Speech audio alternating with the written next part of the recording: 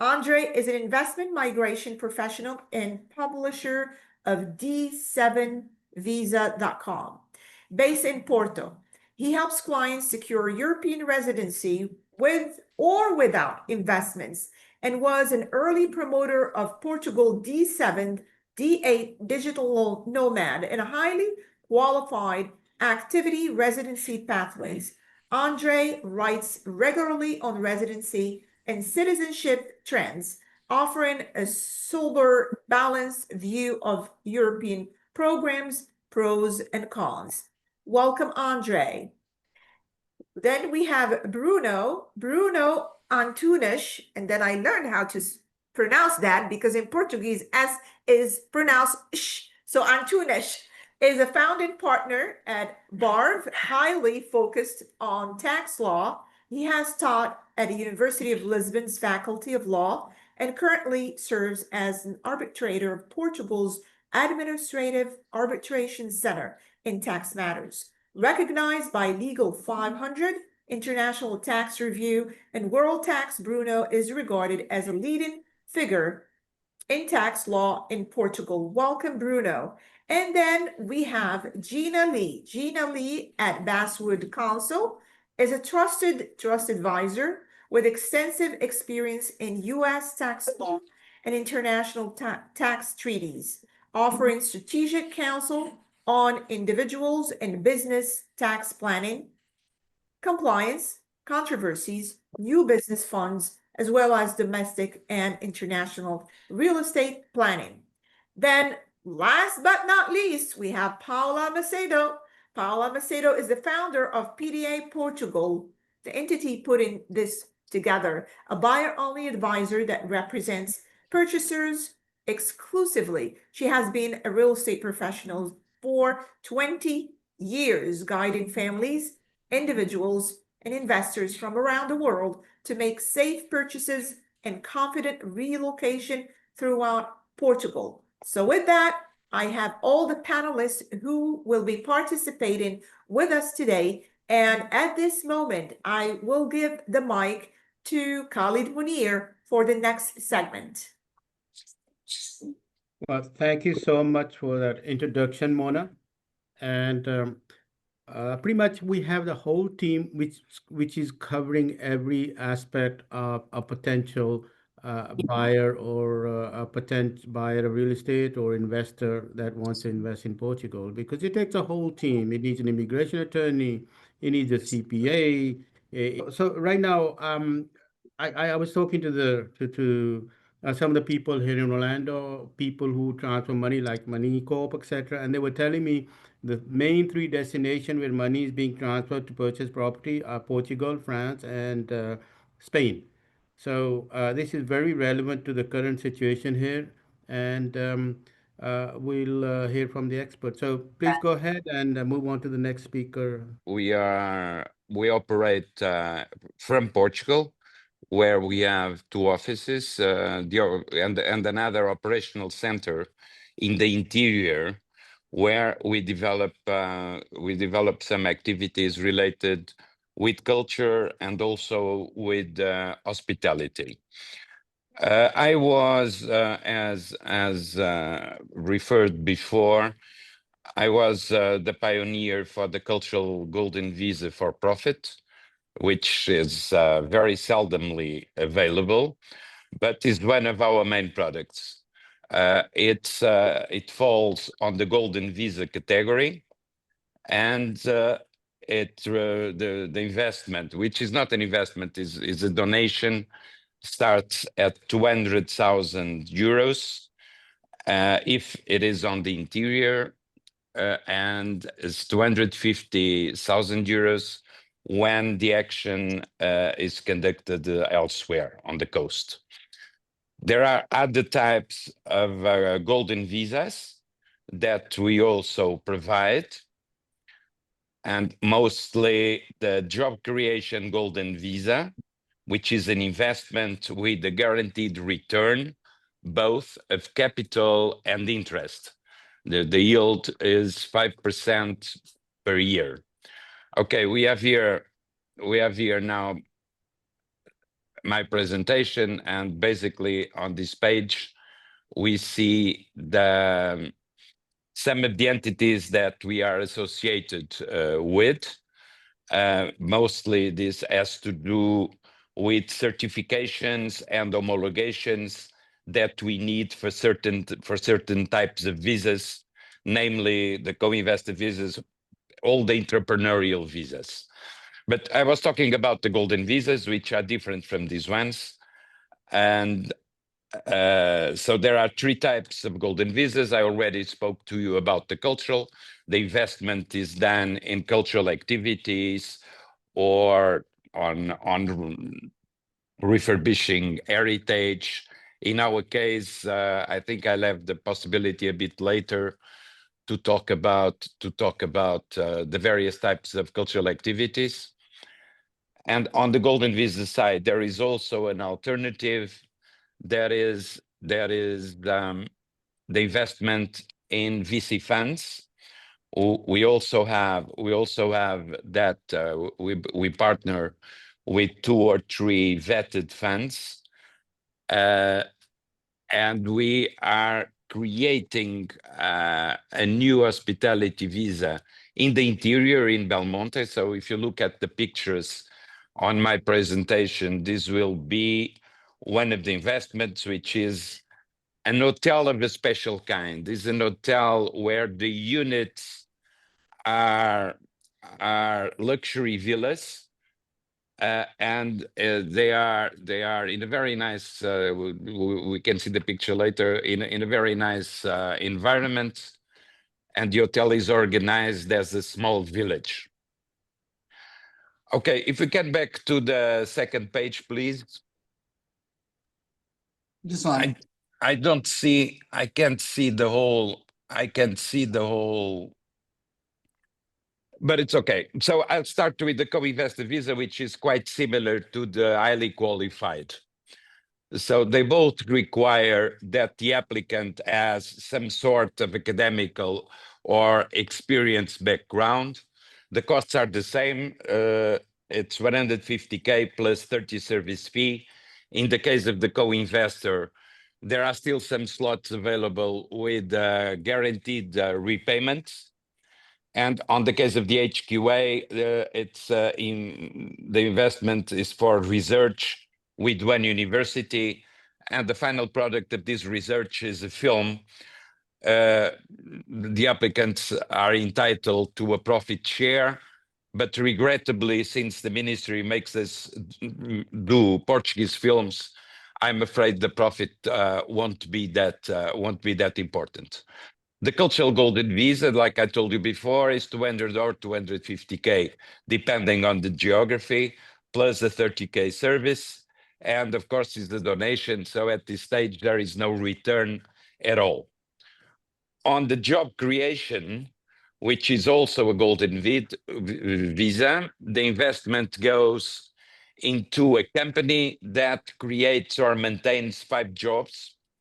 The investment is 500 that are guaranteed and is asset-backed because the company owns a touristic development, and the return on capital is in 5 years, and there is a 5% yearly yield. Then we have the cancer research golden visa that we do with the biggest research entity in Portugal, which is Fundação Champalimau. And the price is more expensive, is 750,000, and the return is either treatment on cancer or a share on the IP from this research. And then we have the investment in hospitality funds that basically have 2 options, which is at the moment, one of the funds work like a VC fund, and in the near future, we'll have a possibility where the applicants, in the end of the period, get the ownership, the partial ownership of a touristic development. The main difference between the golden visa and the other types of visas is the time that the applicants are requested to remain in Portugal. In the golden visa, the situation is very clear. It's 7 days per year or 14 days in 2 consecutive years, and there are no doubts about this. In all the other types of visas, the law says that the period should be 6 months, 6 consecutive months, or 8 interpolated months. However, there is an exception in the law that allows the applicant to remain abroad, and as the law says, for cultural, social, or professional reasons. So when we submit the applications to immigration, we also submit this, we also apply for this exception. And the main one is that we own our own products. So we create our own products. We are not in the business to collect commissions. We started the cultural visa some years ago. On the co-investor visas and some HQA visa types, we have our own incubator. So we reduce the dependency on other entities.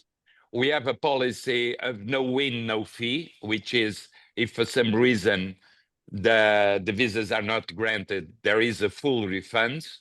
Hey everybody, I am Lauren Cohen. I'm originally from Canada. I live in South Florida. I'm very happy today because even though I know in Portugal it's not relevant, my team is going to the World Series and I'm super excited about that.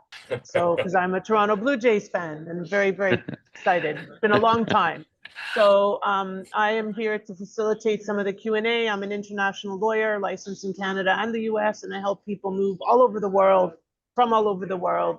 It was mainly inbound to the US until recently, and I have a program called How to Immigrate Through Real Estate, and I have known Paula and many of the lovely people on here for many years. I'm a lawyer and a realtor, and I really am just here to facilitate the process and help with the Q&A. And if you have any questions about international movement and how to do that, obviously we need to work through Gina as the tax attorney because I don't do taxes. But we pretty much do everything else, and I've been doing this for a very long time, longer than I care to remember. So, yes, I am Andre Botma. I'm South African born, and on a daily basis, I help clients navigate the Portuguese landscape from a visa perspective to try and figure out what would suit their needs and their budgets best. Now, as Mona mentioned earlier, the country is very welcoming towards foreigners. I have been in Portugal for almost 3 years now, and I can say that the Portuguese have been very kind to us. By the same token, I cannot say the same for the bureaucracy necessarily. It's pretty well documented that Portugal has had major processing delays when it came to visas, and especially pertaining to family reunification. But having said that, if you were to compare the timelines to seeking residency in other countries like either Canada or Australia, for example, that can very well take up to 2 years as well, depending on what pathway you choose. So I think that it's worth taking cognizance of the fact that immigration is poorly, it's a poor user experience by design, because if it were an excellent user experience, the volumes would become completely unmanageable. So going back to about 2018 or thereabouts, I was investigating golden visas myself with a view to move to Portugal. And at that stage, I mean, if you had heard about any kind of visa programs in Portugal, it would have no doubt been a golden visa program. And the reason for that simply is that the entire industry were promoting it very aggressively. What I found at the time, though, is that there's several visa pathways that enable people to move to the country on a settlement basis rather than on a plan B basis, without the need to invest. And that was kind of the genesis for the D7 visa consulting business. And Paulus asked me just to give you a brief run through of the non-investment based categories as well as the golden visa. Jose touched on quite a few of the various pathways under the golden visa, but let's have a look at the other three, the D2, the D7, and the D8. So the D2, just at a top level, is an entrepreneur channel, which presupposes business formation and setting up a company with an innovative slant. The D7 visa obviously is the retirement passive income pathway. And the D8 visa, which is a more recent development, is specifically for remote workers and digital nomads. So as Jose touched on earlier, the minimum stay requirements are one of the key distinction points between golden visa and settlement visas. On the D2, the D7, and the D8, the Portuguese authorities' expectation is that you will go and live in the country, and your vital center of interest will be there. You'll probably become a tax resident. So it's not a plan B, it's a plan A. And the key distinction between the D7, which is the retirement visa, and the D8, which is the digital nomad visa, is that your income that you use in support of the application is either active or passive. So on the D7, that would be things like pension or social security or interest earnings, anything that doesn't require you to do any active work to earn it. Whereas on the D8, the expectation is that you will be earning a foreign earned salary, and that you would, I mean, that could either be a full-time position, or it could be a function of having multiple long-term freelance contracts. So the bulk of the clients. Residency. Yeah, because the golden visa. Sorry, Okay. have we got a question? No, we have someone that just came in. Oh, right. Please unmute Welcome. yourselves. All right. You mean mute, not unmute. Yes, mute. yes, mute. Thank you, Lauren. Good. So, as it stands, the Portuguese kind of minimum income requirements are very low and therefore very accessible to a large percentage of people around the world. If you were to go for the retirement visa track, I mean, the minimum stated requirement is around 870 euros per month, which corresponds to the minimum wage. The reality is that on all of these tracks, the D7 and the D8, treat those as the absolute bare minimum. If you think about the fact that in a city like Porto, you're going to struggle getting a one-bedroom apartment for under 900 euros, then your income being at 870 per month is not going to be sufficient for you to live there. So even though the minimum stated requirements are quite low, you would probably be looking at double those figures to be able to qualify for the residency. So the D2 is quite a rarity. I mean, it's one of the kind of more intricate ones, in as much as it requires a business plan that needs to be viable and have an innovative kind of slant to it. So you can't go and open a guest house or a restaurant under that track. I mean, they prefer to see kind of technologically oriented businesses. The common thread through all of these ones is that the authorities want to see that you have a fixed address in Portugal.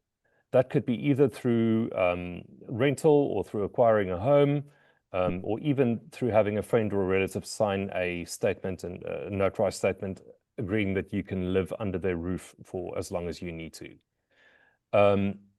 The reason for that is they want to be able to send you correspondence, and they want to know where to find you. So all of the regular kind of things that apply to many residencies around the world are in play here. You need to have the proof of being able to feed yourself. The government wants to know that you're not going to become a liability to the state or a burden onto the state. In recent times, and I mean, this is not written anywhere on the AMA, the Immigration Authority's website, but these days actually need a notarized declaration of your address. And this is something that quite a few people have run into trouble with recently, in as much they had their kind of contract, and it was the rental contract for a year, but they didn't have this kind of declaration, which takes a particular format that is expected. So yeah, commonalities is you've got to have the means to support yourself. You need to have adequate accommodation in the country. And then the rest of the kind of requirements are program specific. So whereas one 1 salary per month is the minimum requirement for the passive income D7 visa. The D8 requires 4 times that much, which is around 3,280 euros per month on a constant basis. If you want to have dependents with you on the D8, then you would also need a bank account with about a year's worth of salary in it, in support of any kind of like costs that you may incur. So all 3 of these channels enable you to do what they call family reunification. And that has become a bit of a political or sensitive political topic in recent years, in as much as Portugal went from being one of the countries with the least foreigners living here to over 1.5 million by the last count. So they are in the process of passing legislation now that will force you, or prevent you from doing the family reunification process for the first 2 years unless you meet certain exceptions. One of those exceptions is if you have minor children, if you have a spouse and you've lived together for 18 months prior to the primary application, then it's only 15 months. So there are instances in which you can do it quicker. But for the last 2 years, there's been, having said that, I mean, it's definitely a country that is worth it in terms of the quality of life. And, it's the bureaucratic system is certainly left a lot to be desired. But yeah, I mean, the quality of life, safety, security, everything that kind of, from a lifestyle point of view would be considerations, sort of counterweigh the frustrations that come with the bureaucratic process. Just in terms of the golden visa, there have been recent changes to legislation as well. And I mean, there was quite a bit of concern around, whether the 5-year plan or the 5-year pathway to citizenship would be retained. And what is very positive is that the government has decided to keep the 5-year plan up until the end of 2026, I do believe. It would be that if you're in the process of applying already, you'd still qualify for the 5-year track to citizenship. Now, given these delays, I mean, 5 years could become 6 to 7 years. And I mean, there have been many documented cases where that is the case. But I mean, if you're an American traveling on an American passport, you already have visa-free access to Europe. So it really becomes a case of you want to get into the system, start the countdown towards 5 years of legal residency. And then ultimately, I mean, let's not forget the fact that you would need to master basic Portuguese, either demonstrably by a test or by doing a 150-hour authorized course to prove it, in which case you get a certificate. So, yeah, I mean, I think the key thing that, I mean, we are all human after all. So the instant gratification of a passport, an instant, in inverted commas, passport via the Caribbean, which could be 6 or 8 months, is nice. But for the same price, I mean, if you were to make a donation of 250,000 US dollars in St. Kitts and Nevis, or if you were to make a 250,000 euro donation towards a cultural initiative in Portugal, it's comparable kind of prices. But the one gives you the European passport, whereas the other one gives you a Caribbean passport that is less livable in terms of the actual country, and also may in future lose its visa-free travel privileges. So, I mean, despite all of the kind of uncertainty and the delays that have characterized the Portuguese processes for all of these residency tracks, I think that Portugal still has an immense amount of value to offer, both from a lifestyle country point of view, but certainly also from a citizenship and a passport point of view. Paula, I'm recording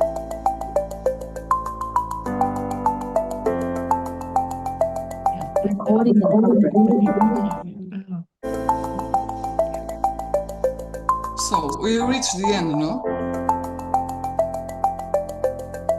Maybe it's yours. It's yours. You cannot be both sharing at the same time. Oh, okay.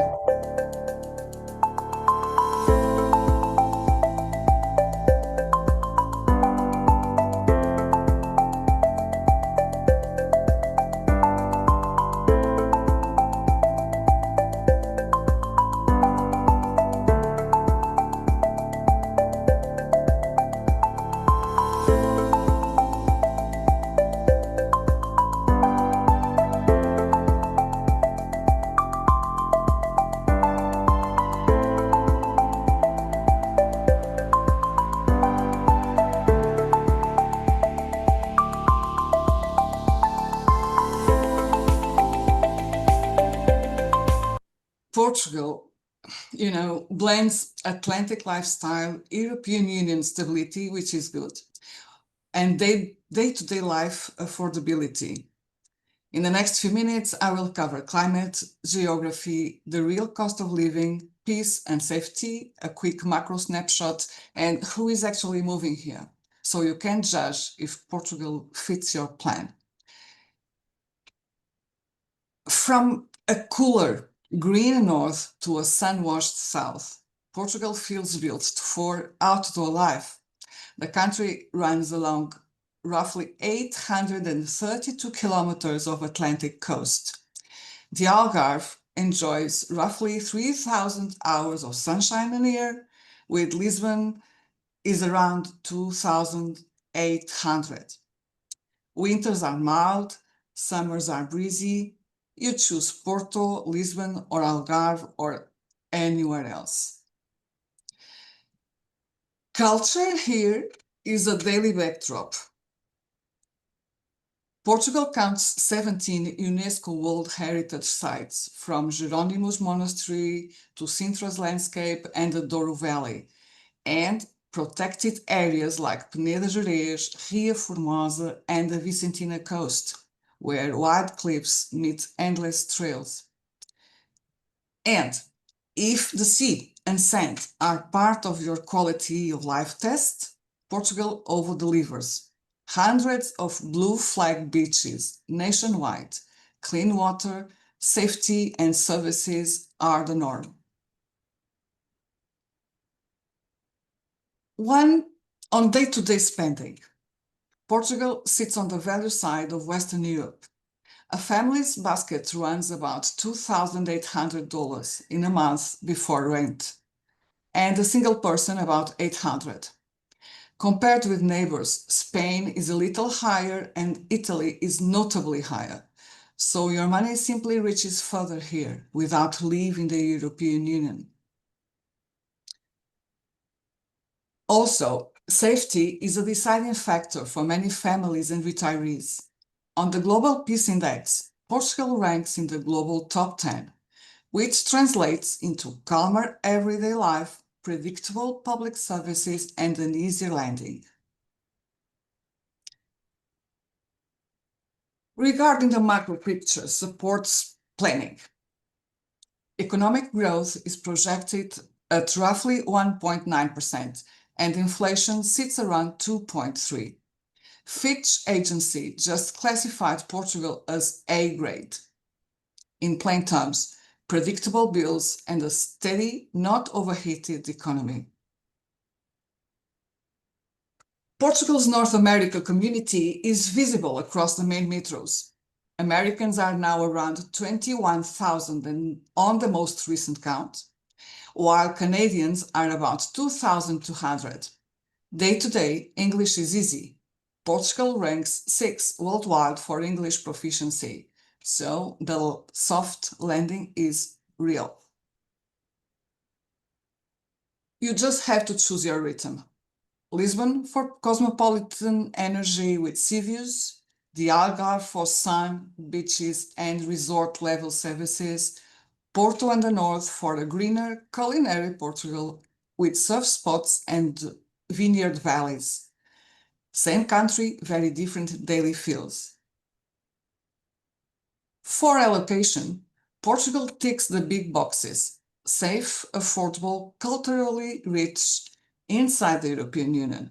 For investment, stability and lifestyle demand support right to hold and use and enjoy strategies: coastal apartments, Algarve villas, or city homes that are easy to live in. Beyond the metrics, it's the texture. Cafes where they know your name, fresh markets, riverfront, paths, ocean air, festivals, popular festivals, a lot of them, and a pace that gives you time back. Most neighborhoods work on a 15-minute city logic: groceries, cafes, parks, schools within a short walk.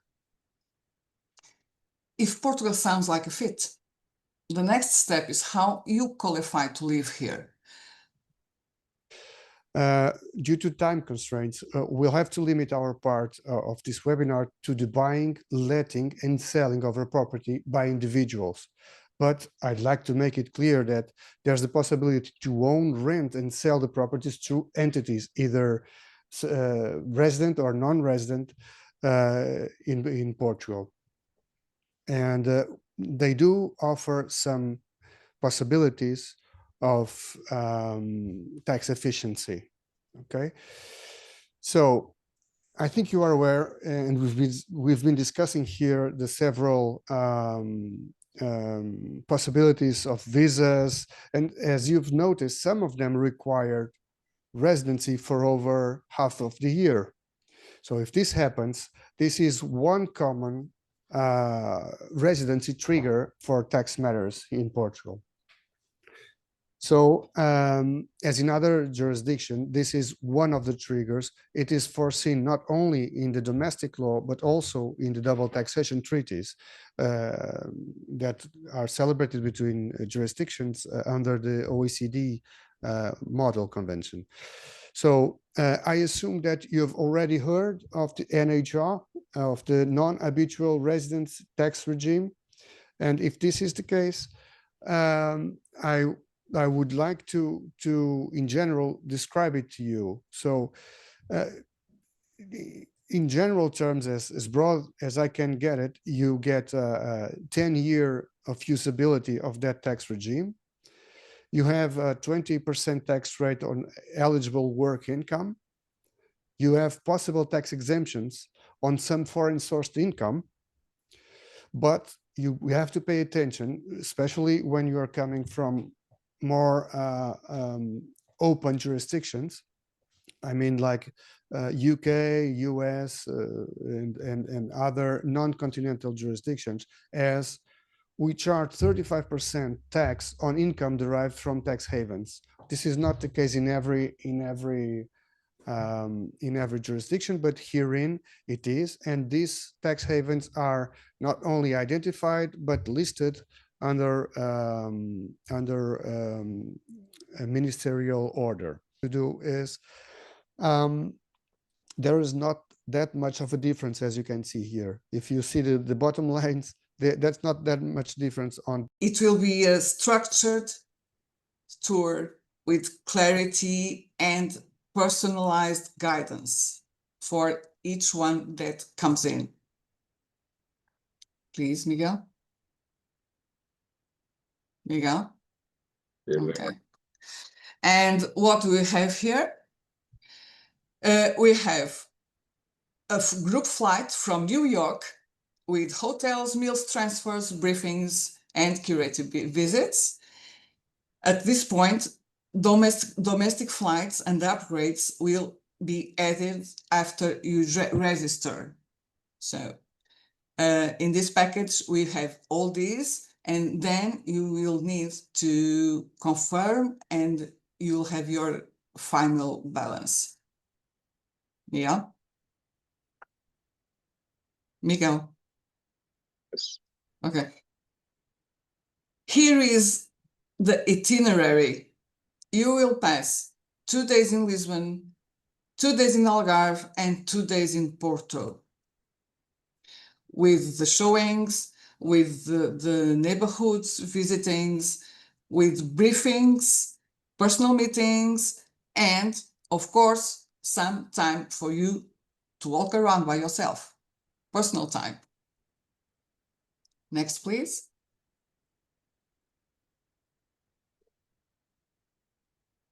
It's very slow. Okay. So what should you expect? Properties that match your preferences. Please, you need to fill a form so we can get to that. You will get in-person briefings on what matters to you. And you only need, right from now, outline your next steps, your next steps. You can have a service plan or a personal strategy at that moment, okay?